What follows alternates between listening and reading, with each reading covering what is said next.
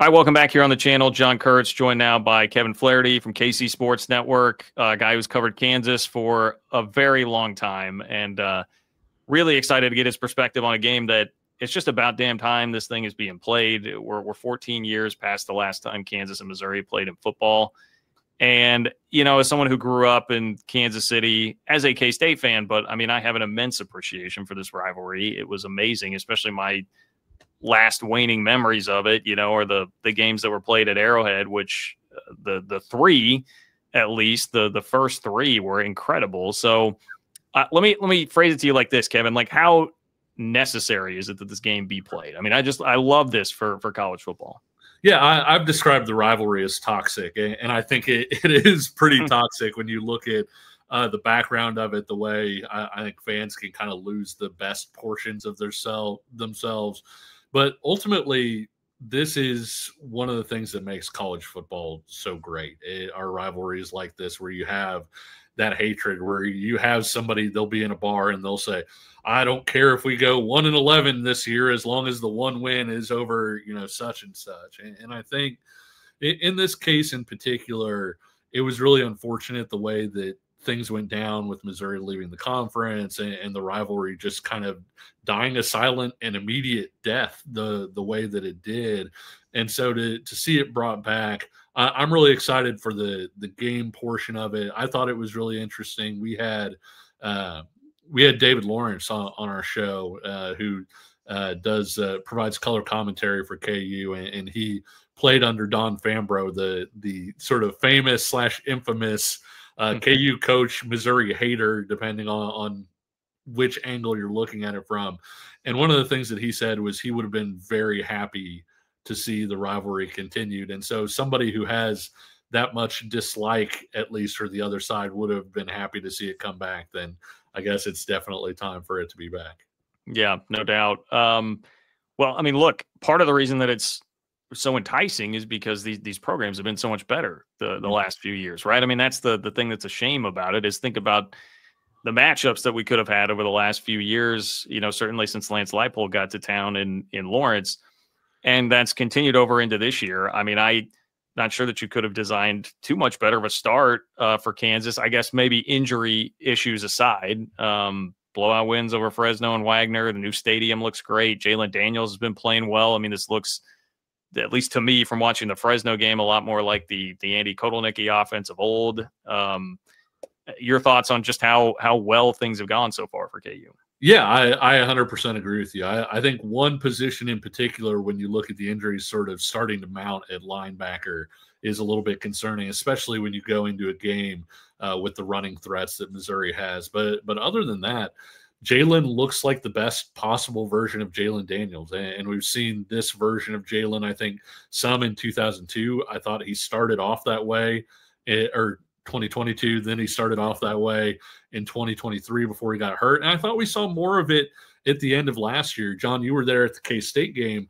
I thought Jalen was terrific in that game, outside of a couple mistakes, and obviously the really big one at the end. And so to see this version of Jalen is probably, it would be number one with a check mark in terms of what you would hope for Kansas. The stadium has been sort of a flawless reveal. There weren't really any complaints, and that's unusual. Usually when you open something up, people get stacked up outside where they can't get in, or there are different issues, and that didn't happen. And I think even beyond that, I think they hit on a lot of the transfers that they brought in, because this was going to be a little bit of a starting over job, albeit with Jalen in that pilot seat, because you had to bring in so many transfers after such a senior-laden roster. Yeah, so with the offense, like, is it fair? I know Jim Zabrowski, Matt Lubick, like they're guys that worked in and around Andy Kotelnicki quite a bit and have been around him a lot. Is it fair to summarize it as like this kind of looks like what that offense was under Kotelnicki?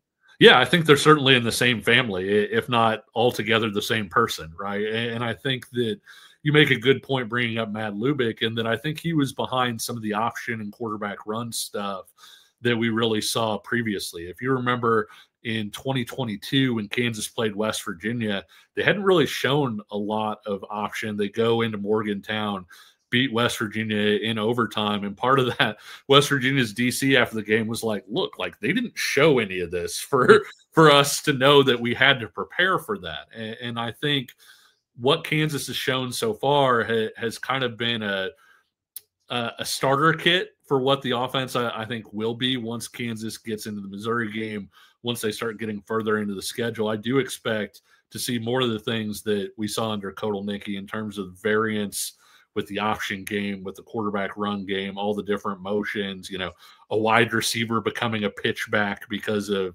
whatever happened. And quite frankly, it wouldn't even surprise me to see some of the trick play type stuff with multiple quarterbacks and things of that nature once they really get into it. Yeah, how do you think this offense matches up with the Mizzou defense? I know you mentioned a little bit linebacker concerns on the other side of the ball for Kansas. What about when KU has the ball? What do you see in that matchup? Well, Missouri's front is legitimate. I mean, it's maybe the best front that Kansas is going to face all year. And I say that really liking K-State's front and some of the other defensive lines that they're going to face.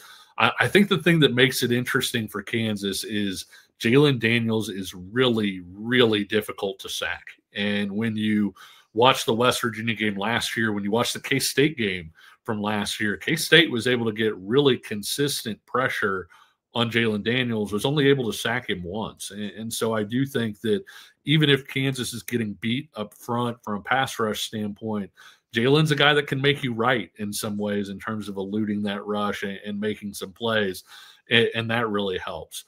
I don't think this is going to be the sort of game where Kansas is just going to line up, run wide zone right at Missouri and look up and they have 250 yards. I think running the ball is going to be really important, but I think they're going to get there. And that's part of the reason I like your point about Kotelnicki is I think they're going to get there in a similar way. And if you look back at the way that Kansas attacked Illinois when they had, Terzon Newton and all of those guys in 2023, they made those defensive linemen move side to side and made it to where they weren't able to get the push up front and made them lean left and then went right. And so I would expect a lot of misdirection and different things that will allow Kansas to sort of tap into the running game.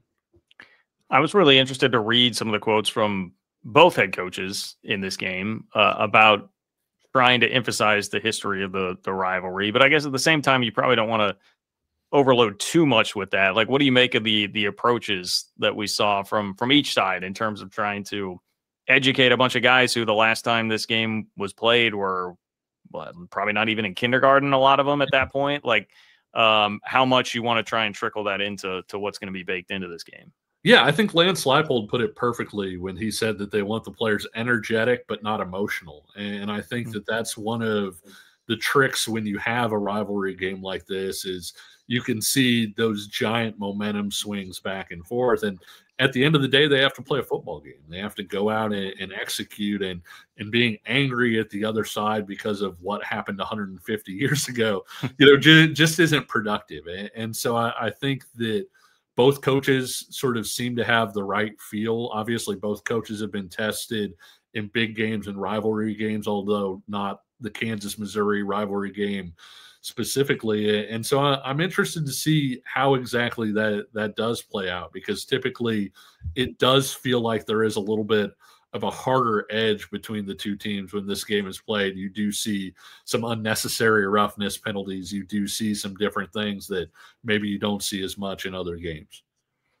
What's the best KU Mizzou rivalry story you have? I'll put you on the spot a little bit. Gosh. My personal favorite is probably, and rivalry stories, John, they can be apocryphal. And so, it grows year after year after year. But one that Don Fambro used to tell was basically, I think it was Pepper Rogers was coaching KU, and they were going to Missouri, and Midwest weather, a blizzard came out of nowhere basically, and Kansas wasn't prepared for it. And they sent a note over to Missouri and said, hey, we left all our long johns back at home. Like, can you guys help us out?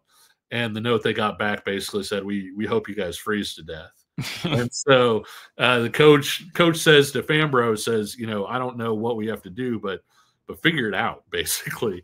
And so the answer allegedly was to take the heated Kansas bus, ram it through Missouri's fence at their stadium, and park it on KU's sideline, where the players would basically be heated on the bus, trot off the bus to go play, and then as soon as they were done, go back onto the heated bus. And so I love that story because of the different layers. Obviously, you have the hatred aspect of it, but you have the do whatever it takes to get this thing done. And so whether I can find grainy footage of a bus on the sideline or not, that's probably my favorite story that I've heard about the rivalry. That's a good one, man. I haven't heard that one. I feel like I know a lot of the lore between the two, but I had not heard that one. Branching out from the game specifically a little bit, the $300 million gift from David Booth, like what? First of all, how do you think specifically it's going to be used, and just how do you kind of outline the significance of it overall? I mean, it's easy to see that number and be like, okay, $300 million, that's a lot. We're living in an age of Cody Campbell, right, in the Big 12. But specifically, like what is that going to mean, and where will it go?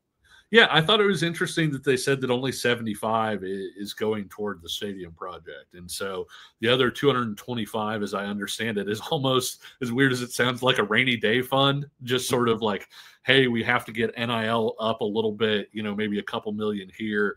Okay, we have this fund that we can do that with. Hey, we're needing to pay back these things on the entertainment district. Maybe we have some money set aside for that. And so right now it's kind of an all-purpose thing. I believe when you donate money to Notre Dame, like you can't donate to a specific sport. They put it straight into athletics, and then it's sort of at the athletic department's discretion how they want to use it. So you can't donate for a new scoreboard or whatever specifically. And my understanding is that's kind of what this is sort of a $225 million. This is here when and if you need it for various things. And so I don't know that it has a specific purpose just yet, but I get the feeling it'll be a little bit here, a little bit there. And in the meantime, I'm sure you find a way to make that money work for you in terms of dividends and things like that, where you can use some of that to fund scholarships or different things like that on basically making money off the money sitting there in the bank. Yeah, I guess, my take on it was kind of like, it feels to me, I mean, obviously everyone's going to point toward revenue sharing, which, I mean, It definitely helps to be able to hit that, because that number, I think people forget, like increases every year in addition to where it's already at the 20 million. But it feels like it'll help out a lot too with, keeping coaches around, like being able to make sure that it just eases the stress of like coaches, support staff, like all the extra stuff that you have to have, which if you're all these athletic departments, they're going to have to hit the 20.5 rev share number. You're talking about maybe losing staff. It's already happened around the Big 12. We've seen some like longtime comm staffers get let go at places. So to me, that's where a lot of this will be very, very significant, I would think. Yeah, and it happened at KU. The KU also had layoffs in the staff departments, several months ago. And so I do think that that's going to be part of it as well. And it's just sort of there to attack whatever need you have in that given period. But let's not forget, John, I mean, Kansas went out and tried to make probably a little bit bigger splash in the transfer portal from a basketball standpoint than they were able to. And I think that some of that was, I don't want to say they couldn't find the money, but really you were weighing donor fatigue, and that you're saying, hey, we just hit up these guys for the stadium. We just hit them up for NIL for the football team. We just hit them up for all of this.